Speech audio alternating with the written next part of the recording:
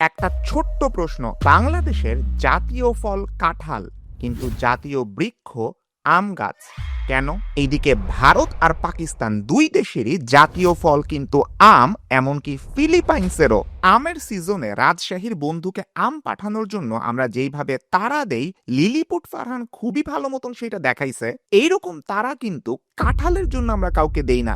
এত হাইপওয়ালা একটা ফল আম কেন আমাদের জাতীয় ফল না, এইটা আপনার প্রশ্ন আসতে পারে মনের মধ্যে। তবে এই অঞ্চলের বাদশা থেকে সাধারণ মানুষ সবাই শত শত বছর ধরে আমের প্রতি অবসেসড। হিন্দু পুরাণে যেমন আমের উল্লেখ আছে, তেমনি উপমহাদেশের বিখ্যাত মুসলিম শাসক আলাউদ্দিন খিলজির আমের প্রতি নেশা এতটাই বেশি ছিল যে অনেক বর্ণনা মতে আমকে উনি আধুনিক কালের বিখ্যাত ভায়াগ্রার মতন ড্রাগ বা ঔষধের সাথে তুলনা করছিলেন। এই ওষুধটা খেলে কি হয় আমাকে জিজ্ঞেস করেন না ভাই, প্লিজ। তবে আম এখন ডিপ্লোমেসির এত বড় অংশ, রিসেন্টলি নরেন্দ্র মোদীকেও ডক্টর ইউনুস ভারতে হাড়িভাঙ্গা আমের একটা বিশাল কনসাইনমেন্ট পাঠাইলেন। এর আগে চীনের সাথেও আম রপ্তানির ডিল হইল। মে মাসে চীনে সরাসরি আম রপ্তানি শুরু হয়ে গেল। আপনি কি জানতেন আম উৎপাদনে পুরা ওয়ার্ল্ডের মধ্যে বাংলাদেশ 8 নম্বরে, তবে আম রপ্তানিতে বাংলাদেশ পৃথিবীর টপ 10 এর মধ্যেও নাই। এর কারণটা কি হইতে পারে? আমের অতীত কি, বর্তমান কি? শুধুমাত্র ফল হিসাবেই না, রাজনৈতিক কূটনীতির অংশ হিসাবেও আমকে ইতিহাসে কতভাবে ব্যবহার করা হয়েছে, এই সবগুলো ব্যাপার নিয়েই আমি আজকের এই ভিডিওতে আলোচনা করব। তো চলুন শুরু করা যাক। সম্রাট আকবর একবার তার দরবারে খাওয়া দাওয়ার আয়োজন করলেন। সেইখানে তার প্রিয় সভাসদ বিখ্যাত বীরবল উপস্থিত ছিলেন। প্রচুর খাওয়া দাওয়া শেষে বীরবল সম্রাটকে বলেন, জাহাপনা, আমি এত বেশি খাইছি, পেটে আর কোনো খালি জায়গা নাই, নতুন করে আর কিচ্ছু খাইতে পারবো না। ওই সময় খাবার যারা পরিবেশন করতেছিলেন তাদের একজন এসে বীরবলের থালায় কয়েক টুকরা আম রাইখা যান। আমের এই লোভ সামলাইতে না পেরে বীরবল সবগুলো আম শেষ করেন। এই দৃশ্য সম্রাট আকবর দেখতে পান এবং বীরবলকে জিজ্ঞেস করেন, কি বীরবল, তোমার পেটে নাকি জায়গা নাই? আম তো ঠিকই একদম সাবার করে ফেলছো। তখন বীরবল সম্রাটকে একটা চমৎকার উত্তর দেন। বলেন, মহামান্য সম্রাট, আপনি যখন রাস্তা দিয়ে যাওয়া শুরু করেন তখন রাস্তায় লোকজন থাকলেও তারা সরে দাঁড়ায়, রাস্তা ফাঁকা হয়ে যায়। মহারাজ, আপনি যেমন সম্রাট, তেমনি আম হচ্ছে ফলের সম্রাট বা ফলের রাজা। আমার পেট ভরা থাকলেও ঠিকই সে আমার পেটে জায়গা করে নিয়েছে। বীরবলের এই কথায় সম্রাট আকবর খুশি হয়ে তাকে এক ঝুড়ি আম উপহার দেন। এই হচ্ছে আমের ফলের রাজা উপাধি পাওয়ার কাহিনী। আমের চাষ যখনই শুরু হোক না কেন, এই অঞ্চলের মানুষ অনেক আগে থেকে আম নামক ফলটার সাথে পরিচিত। মায়ানমার এবং ভারতের উত্তরাঞ্চলে প্রায় 2.5 থেকে 3 কোটি বছর পুরানো আমের ফসিল পাওয়া গেছে। ধারণা করা হয় ওইখান থেকে আস্তে আস্তে দক্ষিণের দিকে ফলটা আসছে। হিন্দুদের ধর্মীয় গ্রন্থ বেদেও রসালো আর সহকর হিসেবে এই আম্র ফলের উল্লেখ পাওয়া যায়। এমনকি পুরাণে বিশেষভাবে আম গাছ কাটতে নিষেধ করা হয়েছে। অন্যদিকে মুসলিম শাসক আলাউদ্দিন খিলজিকে আমের প্রথম পৃষ্ঠপোষকদের একজন ধরা হয়। মানে আমের প্রতি ভালোবাসা হিন্দু মুসলমান মানে নাই। উনি আম এতটাই পছন্দ করতেন, সিওয়ামা দুর্গে উনি শুধু আম আর আমের তৈরি খাবার দিয়েই পেট ভরছিলেন। আর মুঘলদের আম প্রেম তো অন্য লেভেলের ছিল। সম্রাট বাবর দ্বারভাঙায় 1 লক্ষ আম গাছের একটা বাগান করছিলেন, যেটার নামই ছিল লাখবাগ। আকবরের সময়ে মুর্শিদাবাদে পাওয়া যেত প্রায় 200 প্রজাতির বিরল আম। সিরাজউদ্দৌলা, মুর্শিদ কুলি খাঁরাও ভারতের বিভিন্ন প্রদেশ থেকে আম গাছের চারা নিয়ে এসে নিজেদের বাগান করছিলেন। বাংলার অনেক মনীষীর জীবনেও আম খুবই ইম্পর্টেন্ট জায়গা করছিল। সম্মানীয় বিদ্যাসাগরের কথাই চিন্তা করেন, উনি শুধু আম খাইতেন না, উনি আম পাকাইতেন। বাজার থেকে যেসব আম ভালো এগুলো উনি বাছাই করে আনতেন, দেন পাতার বিছানার উপরে সাজায় রাখতেন। 2 দিন ধরে উল্টায় পাল্টায় ঘুরায় ঘুরায় এই আমগুলোরে পাকাইতেন। আর যখন আমগুলা পাইকা যাইতো তখন নিজের হাতে বটি দিয়া আম কাইটা খাইতেন। রবীন্দ্রনাথ ঠাকুরেরও প্রচন্ড প্রিয় ছিল এই আম। লেখক রানীচন্দ্র লিখেছেন, রবীন্দ্রনাথ ছুরি দিয়ে খোসা ছাড়িয়ে কাঁটা চামচ দিয়ে শ্বাস তুলে আম খেতেন। কিন্তু এই ঘটনাই একবার ওনাকে মুশকিলে ফেলছিল। কোন এক রাজার অতিথি হয়ে উনি গেছিলেন। তখন রাজা মনে করছেন, আচ্ছা, কবির যাতে অসুবিধা না হয় ওই জন্য আমগুলাকে আগেই হাত দিয়ে চিপা উনি নরম করে দিছিলেন। মানে চিন্তা করেন, আম নিয়ে এত এত বিখ্যাত মানুষের কত রকমের ফ্যাসিনেশন ছিল। আরেকজন বিখ্যাত মানুষকে আমি ফেসবুকে পাইছি, উনি বাসায় চা খাইতে পারেন না হয়তো কোনো কারণে, তাই পা দিয়া মোটরসাইকেল চালাইতে চালাইতে ওনার চা পান করতে হয়। আই গেস ঢাকায় যারা থাকে তাদের এই টেকনিকটা শিখা উচিত বেশি করে, কারণ ঢাকায় ট্রাফিক জ্যামে যে পরিমাণ টাইম যায়,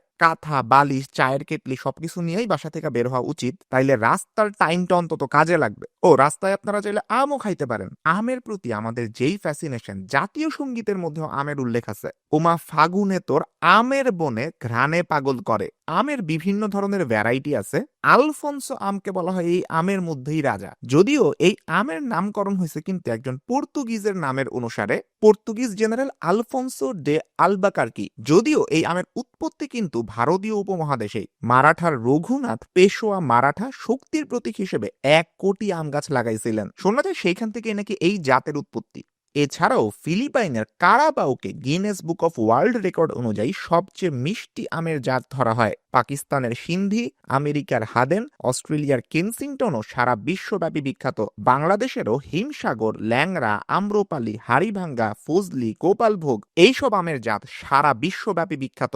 আগে একটা ইন্টারেস্টিং ফ্যাক্ট আপনাদের বলছি, আম উৎপাদনে বাংলাদেশের অবস্থান কিন্তু অষ্টম। আমাদের দেশে প্রতি বছর গড়ে 25 লক্ষ টনের বেশি আম উৎপাদন করা হয়, কিন্তু এত কিছুর পরেও আম রপ্তানিতে বাংলাদেশ টপ 10 এর মধ্যেও নাই ওয়ার্ল্ডে। এই যে 25 লক্ষ টন আম উৎপাদন হয় বাংলাদেশে, এর মধ্যে মাত্র 1000 থেকে 3000 টন আমই শুধু রপ্তানি হয়, মানে মোট উৎপাদনের 0.04 থেকে 0.12% মতো। প্রথম আলোর করা একটা গ্রাউন্ড লেভেলের রিসার্চ অনুযায়ী বাংলাদেশের বিভিন্ন অঞ্চলে আম উৎপাদন হয়, কিন্তু তারপরেও নওগাঁ জেলা এমন আম বেশি উৎপাদন করে যেগুলো রপ্তানিযোগ্য, বাইরে পাঠাইতে পারবো এমন আম। জুনের রিপোর্ট অনুযায়ী এই বছর মৌসুমের শুরুতেই বাংলাদেশের আম পৌঁছাইছে প্রায় 25টা দেশে। প্রায় 600 টনের বেশি আম অলরেডি রপ্তানি হয়েছে, আর মৌসুম শেষে রপ্তানির লক্ষ্যমাত্রা ধরা হয়েছে 4000 টন, মানে আগের বছরের তুলনায় 2 গুণ। এই বছর প্রতি কেজি আম $5 থেকে $5.5 রপ্তানি হয়েছে।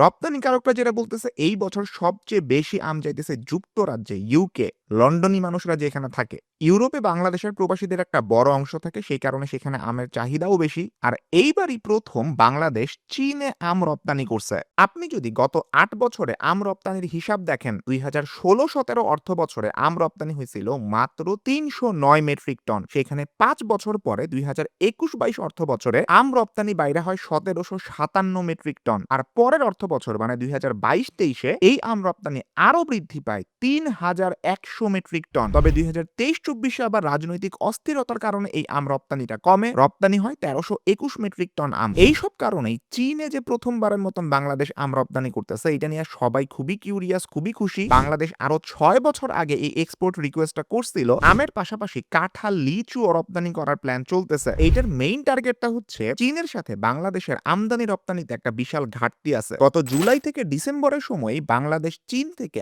$8.89 বিলিয়ন পণ্য আমদানি করছে, কিন্তু রপ্তানি করছে মাত্র $461.05 মিলিয়ন পণ্য। কই 8 বিলিয়ন? আমরা আধা বিলিয়নও রপ্তানি করতে পারি নাই। তো ফল যখন আপনি রপ্তানি করবেন, এই বাণিজ্য ঘাটতিটা কিছুটা হইলেও কমবে। বাংলাদেশ সরকার চীনে একদিকে আম রপ্তানি করতেছে, ওইদিকে খেলতেছে ম্যাঙ্গো ডিপ্লোমেসি বা আম কূটনীতি। ডক্টর মোহাম্মদ ইউনূস নরেন্দ্র মোদীকে কয়েক সপ্তাহ আগেই 1000 কেজি হাড়িভাঙ্গা আম উপহার পাঠাইছিলেন। শুধু মোদী না, পশ্চিমবঙ্গের মুখ্যমন্ত্রী মমতা ব্যানার্জি আর ত্রিপুরার মুখ্যমন্ত্রী মানিক সাহাকেও 300 কেজি করে আম পাঠানো হয়েছিল। এই সবগুলোই উপহার, গিফট। শেখ হাসিনার আমলে প্রতি বছরই ভারতে আম গিফট পাঠানো হইতো। এই ব্যাপারে ভূ রাজনৈতিক বিশ্লেষক প্রিয়জিৎ দেব সরকার বলেন, আমেরিকার দিক থেকে ট্যারিফের চাপ, মধ্যপ্রাচ্যের সংকট, ঘরের পাশে মিয়ানমারের পরিস্থিতি, নানা কারণে বাংলাদেশ প্রবল চাপে আছে বলেই ডক্টর ইউনূসকে ভারতের সঙ্গে এই আম কূটনীতির রাস্তা নিতে হয়েছে বলে আমার ধারণা। এই আম কূটনীতি যে এখন চলতেছে ব্যাপারটা খালি এমন না, এটা বহুত আগে থেকেই চলছে। স্বাধীনতার পরে